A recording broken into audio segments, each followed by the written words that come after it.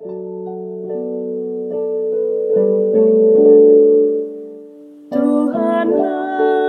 kekuatanku, Tuhanlah nyanyianku, Dialah keselamatanku. Jikalau Dia di pihakku, terhadap siapakah ku gentar? Tuhanlah kekuatanku, Tuhanlah nyanyianku, Dialah keselamatanku. Jikalau Dia di pihakku, terhadap siapakah ku gentar? Tuhanlah kekuatanku, Tuhanlah nyanyianku, Dialah keselamatanku. Jikalau Dia di pihakku, terhadap siapakah ku gentar? Tuhanlah kekuatanku, Tuhanlah nyanyianku, Dialah keselamatanku. Jikalau Dia di pihakku, terhadap siapakah ku gentar?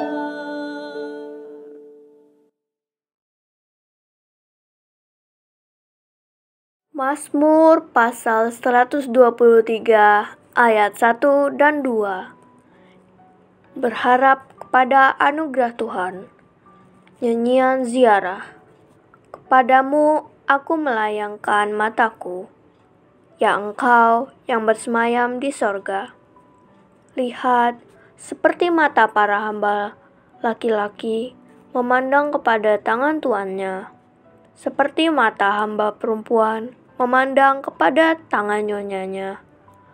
Demikianlah mata kita memandang kepada Tuhan Allah kita, sampai Ia mengasihani kita.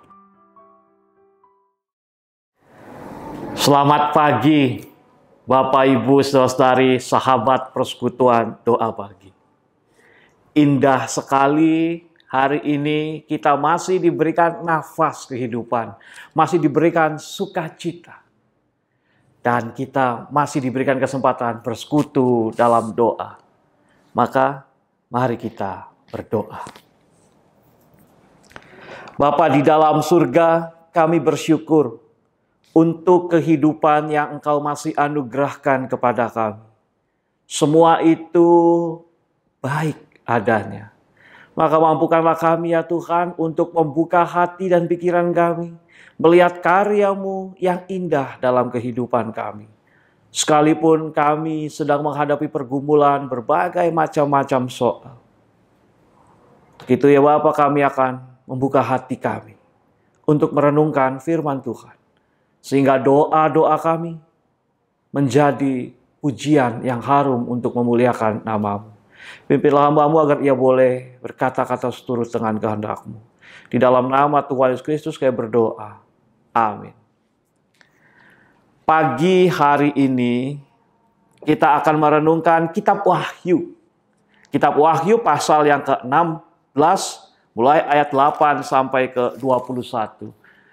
Kalau kita membaca surat Wahyu, tentu ada perasaan gentar, bingung, karena banyak cerita yang kurang bisa dengan langsung kita pahami.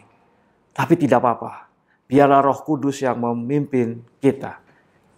Wahyu pasal 16 mulai ayat 8. Dan malaikat yang keempat menumpahkan cawannya ke atas matahari, dan kepadanya diberi kuasa untuk menghanguskan manusia dengan api. Dan manusia dihanguskan oleh panas api yang dahsyat. Dan mereka menghujat nama Allah yang berkuasa atas malapetaka itu. Dan mereka tidak bertobat untuk memuliakan Dia. Dan malaikat yang kelima menumpahkan cawanya ke atas tahta binatang itu, dan kerajaannya menjadi gelap.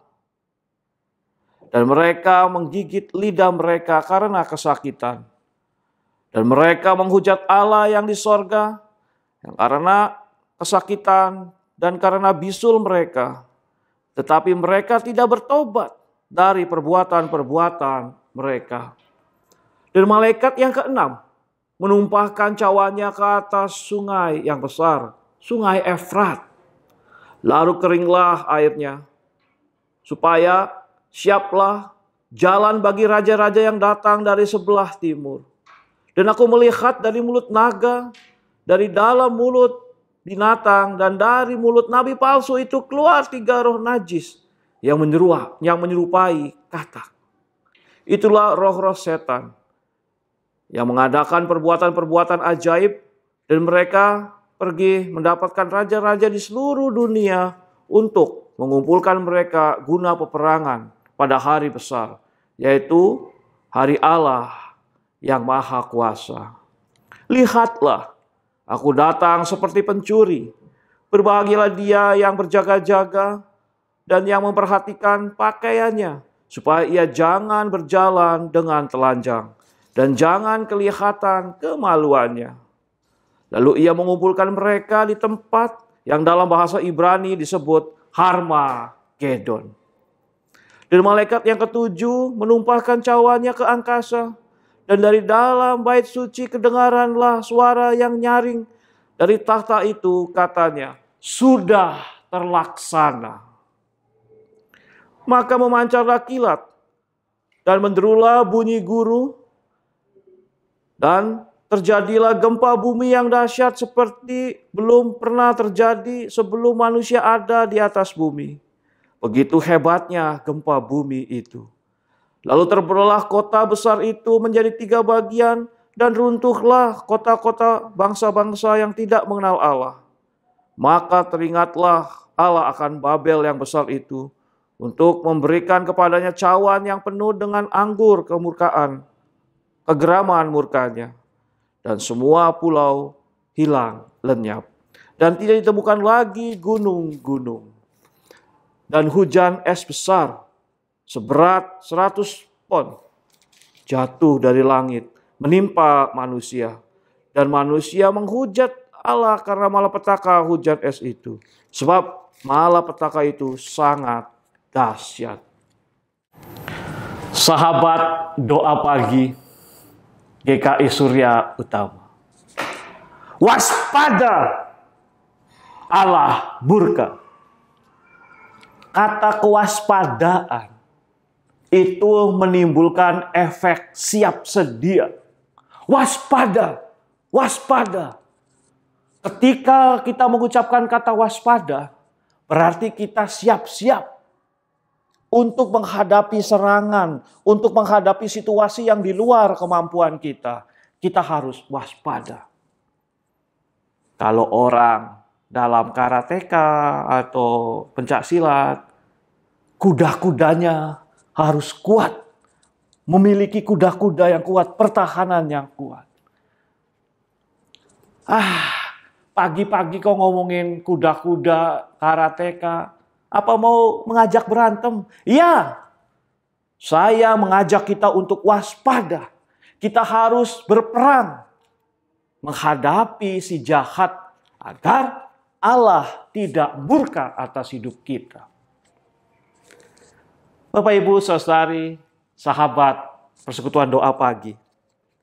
Kitab Wahyu itu adalah kitab yang indah, di mana ketika Allah menyatakan kehendaknya, Allah menyatakan wahyunya, pikirannya kepada Yohanes, agar Yohanes mengabarkan bahwa umat Allah pengikut Kristus harus waspada agar hidupnya tidak terus tergulung dalam ombak dosa.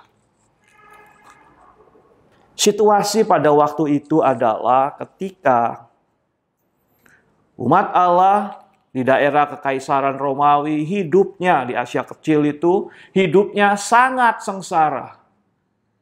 Mereka ditangkap atas perintah kaisar Romawi. Salah satunya Nero, yang disebut sebagai kaisar peminum darah. Karena semua pengikut Yesus dihabisi. Dan Kaisar Nero ini juga pernah merancang sebuah rencana menghancurkan Yunani, kota Yunani yang megah itu, agar pengikut Kristus difitnah, dihakimi, mempunyai alasan untuk dibunuh. Situasinya susah. Tetapi ketika situasi susah itu, umat Allah, pengikut Kristus, tidak bertobat kepada Allah. Justru hidup tenggelam dalam kehidupan hedonis, kehidupan yang mengumbar nafsu sesuai dengan kebudayaan waktu itu.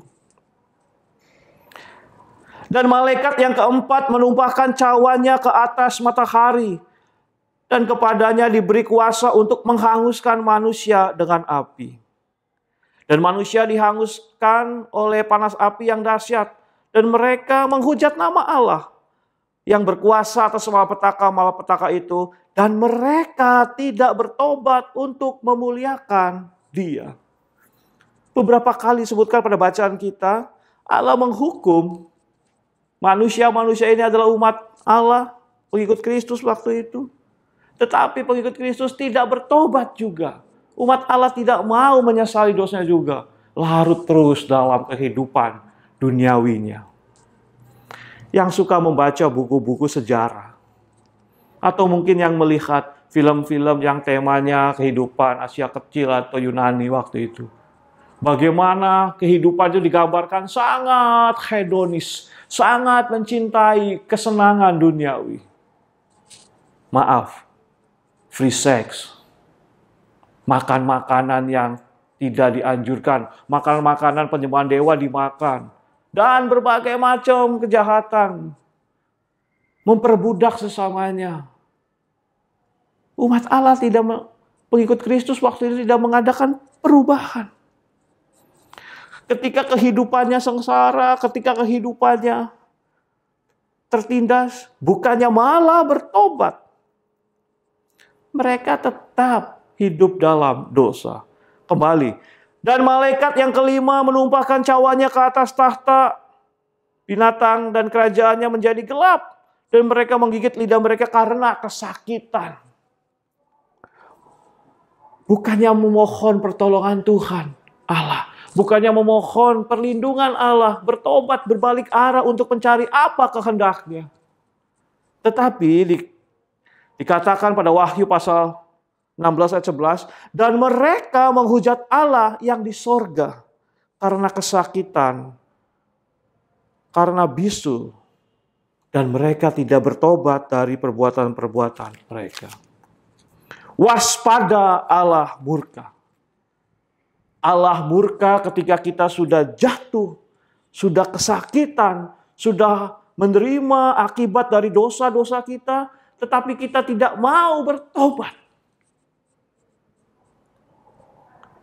Waspada murka Allah. Dan murka Allah ini sangat menakutkan. Dan semua pulau hilang lenyap, dan tidak ditemukan lagi gunung-gunung. Dan hujan es besar seberat 100 pon jatuh dari langit menimpa manusia. Dan manusia menghujat Allah karena malapetaka hujan es itu. Sebab malapetaka itu sangat dahsyat. Hukuman demi hukuman, kehidupan kesengsaraan demi kesengsaraan diterima oleh umat Allah. Tapi umat Allah tidak mau bertobat. Bapak Ibu, saudara-saudari sahabat Pusaka Doa Pagi. Lalu apa yang harus kita pelajari, ambil hikmah dari renungan hari ini? Waspada, Allah murka. Artinya ayo kita melihat diri kita. Ketika kehidupan kita susah, ketika situasi dunia juga belum lepas dari mencekamnya situasi karena pandemi COVID-19 ini. kita harus tetap merendahkan diri kepada Allah. Membiarkan Ia meneruskan rancangan hidupnya atas kita. Kita bukannya bersikap seperti umat Allah waktu itu yang menghujat Allah. Ketika mereka ditimpa murka yang kesusahan yang dahsyat, yang digambarkan sebagai murka Allah, mereka bukan malah merendahkan diri, mencari kehendak Tuhan. Tetapi mereka malah marah, murka kepada Allah, menghujat Allah. Seharusnya ketika situasi tidak bisa kita hadapi, ketika kehidupan begitu menekan kita, terasa amat berat, dan kita sudah tidak tahu kemana mencari pertolongan. Seakan-akan pintu-pintu rumah, tetangga kita, sahabat kita, orang-orang kita menutup diri untuk menolong kita. Ketika semua orang menghujat kita, ketika semua orang menghakimi kita, seakan-akan kita tidak melakukan apapun. Dan ketika rencana-rencana kita satu demi satu gagal. Kalau menurut Wahyu, kisah di Wahyu ini, menghujat, marah kepada Allah, tidak memuliakan Allah. Kita harus sebaliknya. Kewaspadaan kita adalah kita dengan segala kerendahan hati mencari tahu, merendahkan diri di hadapan Tuhan. Kenapa Tuhan ini terjadi atasku? Kenapa Tuhan? Saudara, izinkan saya memberikan kesaksian. Ketika saya kecelakaan akhir tahun 2001 yang lalu. Telinga kanan saya itu tidak bisa mendengar. Saya sedih. Saya kecewa pada Tuhan. Saat itu saya sedang memasuki tahun ketiga kuliah. 1 tahun lagi kuliah saya selesai. Lalu kecelakaanlah itu. Telinga kanan saya tidak bisa mendengar. Saya marah. Kenapa waktu itu di tanggal 31 Desember 2001 Tuhan tidak mencegah saya untuk naik motor malam-malam mengisi bensin? Kenapa lalu waktu di rumah sakit tidak harus panjang-panjang geger otaknya, paling 1-2 hari? Apa susahnya buat Tuhan? Saya terus bertanya. Saya sempat mundur. Awal-awal saya sedih. Saudari mungkin boleh tanya istri saya, tapi istri saya sih nggak tahu. Awal-awal pulang dari rumah sakit, 40 hari saya di rumah sakit, saya lebih banyak di rumah. Saya malu. Karena ketika orang ngomong di sebelah kanan saya tidak dengar apa-apa. Saya kecewa. Tapi berjalan dengan waktu, banyak sahabat. Keluarga juga terus mendorong saya. Justru ketika kita berada dalam titik terlemah, kata mereka, seharusnya kita bertanya kepada Tuhan, apa rancanganmu yang indah itu Tuhan? Karena Allah Maha Kuasa. Ayat yang ke-9 dikatakan, dan manusia yang dihanguskan oleh panas api yang dahsyat itu, dan mereka menghujat nama Allah yang berkuasa atas malapetaka itu. Allah juga berkuasa ketika kita menghadapi kesusahan kehidupan. Allah juga tetap yang Maha Kuasa ketika rancangan kita gagal, usaha kita gagal, rumah tangga kita ada masalah. Di situ selalu ada Allah. Waktu itu saya lupa bahwa Allah tidak pernah meninggalkan saya. Ya, berjalan dengan waktu. Saya berdoa Tuhan ketika setiap bulan saya ke rumah sakit check up, tetap aja nggak bisa mendengar. Sudahlah. Saya berdoa, Tuhan tolong sembuhkan telinga kanan saya. Masa iya jadi pendeta telinganya nggak bisa mendengar satu? Gimana Tuhan kalau begini? Gimana kalau saya rapat? Gimana saya kalau melakukan tugas-tugas ada orang konseling saya nggak bisa mendengar dengan baik? Saya makin terpuruk. Tapi pada satu titik saya ubah doa saya seperti ini. Tuhan, kalau aku ada di tangan-Mu, maka selesaikanlah rancangan-Mu itu. Kalau memang telinga kanan saya tidak bisa disembuhkan, pimpin saya menjadi pendeta, pimpin saya menjadi hamba Tuhan yang cuma menggunakan telinga kiri saya untuk mendengar. Saya memasrahkan hidup saya. Dan apa yang terjadi? Saya lupa kalau telinga kanan saya nggak bisa mendengar. Saya biasa bergaul dengan teman-teman. Akhirnya saya lulus. Saya menjalani proses pelayanan saya. Dan Juni tanggal belasan, saya lupa tepatnya, tapi Juni tanggal belasan, beberapa hari lagi ketika saya mau menikah, tanggal 26 Juni, pagi-pagi ada telepon.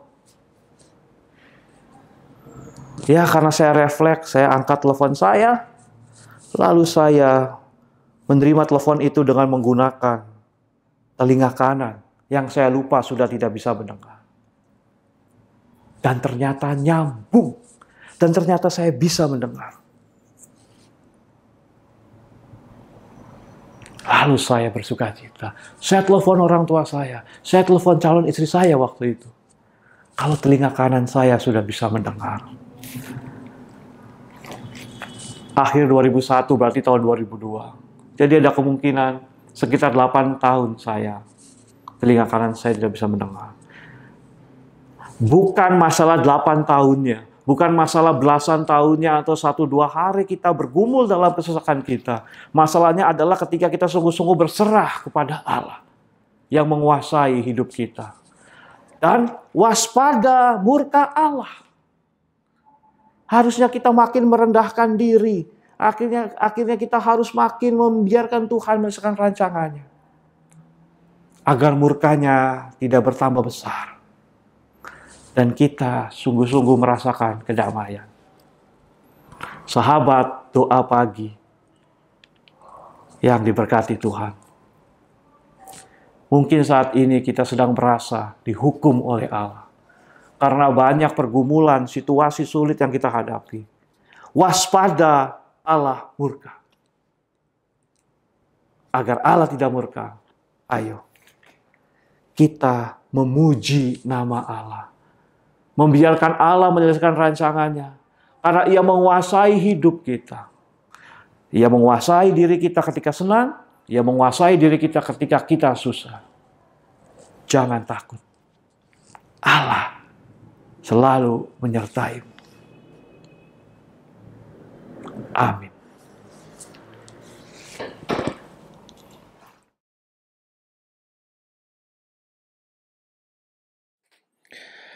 Mari kita berdoa. Bapa di dalam surga, kami bersyukur untuk kehidupan yang Kau berikan kepada kami.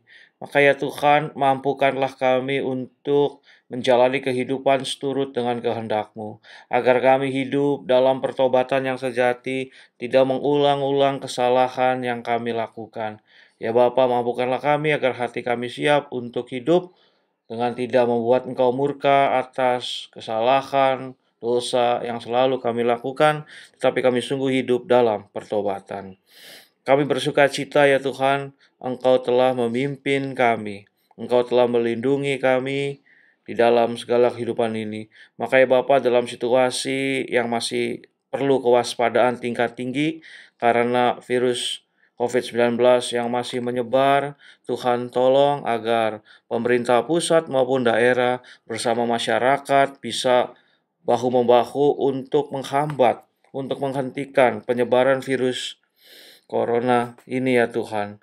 Agar biarlah virus ini tidak terus menyebar ke banyak orang. Kami berdoa untuk mereka yang masih bekerja di luar rumah, yang masih berada di kerumunan, agar mereka bisa menjaga diri dengan baik.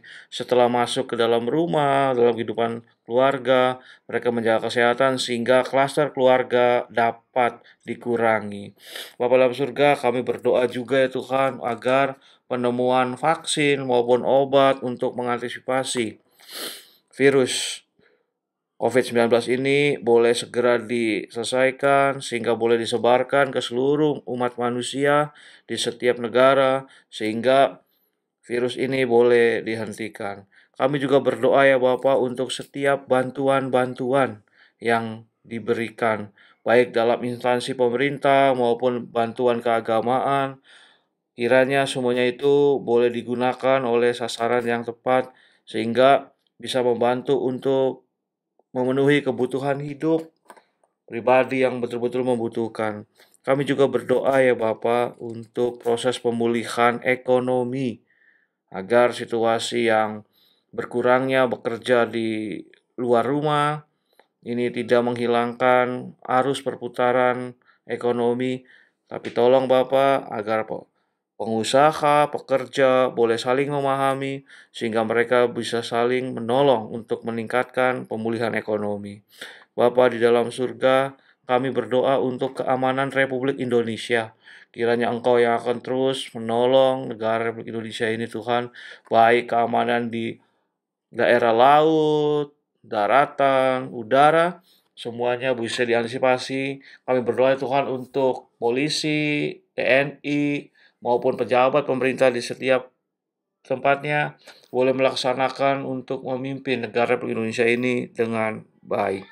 Bapa dalam surga, kami bersuka cita Engkau telah memberikan kami sukacita untuk hidup sebagai keluarga di GKI Surya Utama. Maka ya Bapa, berkatilah majelis jemaat untuk memimpin gereja Tuhan ini dengan penuh sukacita, boleh mengambil keputusan-keputusan yang baik untuk kehidupan bergereja dan berjemaat.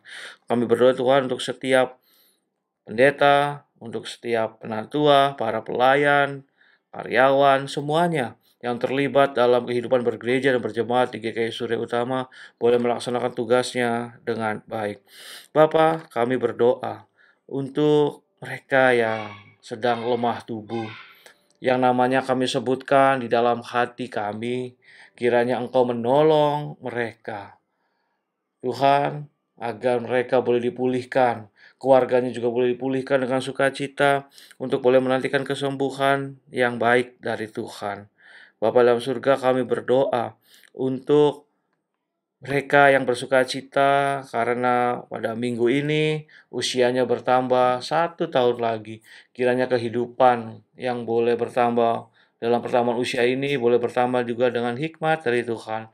Sehingga kehidupannya boleh dijalani dengan penuh sukacita bersama dengan orang-orang terkasih. Kami berdoa ya Bapa untuk mereka yang sedang merencanakan pernikahan pada bulan ini, pada bulan Desember. Tuhan, kiranya Engkau akan memberkati persiapannya. Ketika mereka mempersiapkannya, baik hati, calon mempelai, keluarga, maupun gereja Tuhan. GKI Surya Utama agar rencana kebaktian, peneguhan, dan pemberkatan pernikahan boleh berjalan dengan baik. Rencana untuk mengadakan ibadah syukur yang digalang oleh, yang diprakarsai oleh keluarga juga boleh dilaksanakan dengan baik. Bapa dalam surga, kami juga berdoa untuk setiap usaha yang digunakan untuk memproduksi kehidupan bergereja, acara-acara bergereja secara live streaming maupun online, kebaktian minggu, persekutuan doa pagi. Tuhan tolong agar tim multimedia, para pelayan, majelis jemaat boleh bersatu hati untuk menghadirkan kegiatan ibadah secara online bisa berjalan dengan baik. Bapa dalam surga, kami juga berdoa untuk majelis jemaat dan peserta panitia Hari Raya Gerejawi agar mereka bersama-sama boleh menyatukan hati untuk merencanakan kegiatan-kegiatan penghayatan Hari Raya Gerejawi Tuhan dalam situasi pandemi ini. Secara khusus untuk acara Natal yang akan kami jelang sebentar lagi, biarlah dalam situasi yang tidak onsite ini, ibadah-ibadah Advent boleh berjalan dengan baik, sehingga kami boleh merasakan sukacita Natal. Kami bersyukur ya Tuhan untuk bulan keluarga yang boleh kami lewati dengan penuh sukacita. Biarlah semangat kehidupan sebagai keluarga di GKI Surya Utama boleh terus kami hayati selama kami melakukan kegiatan bersekutu, bersaksi, dan melayani di GKI Surya Utama. Bapa, inilah doa-doa kami yang kami naikkan di dalam nama Tuhan Yesus Kristus. Amin.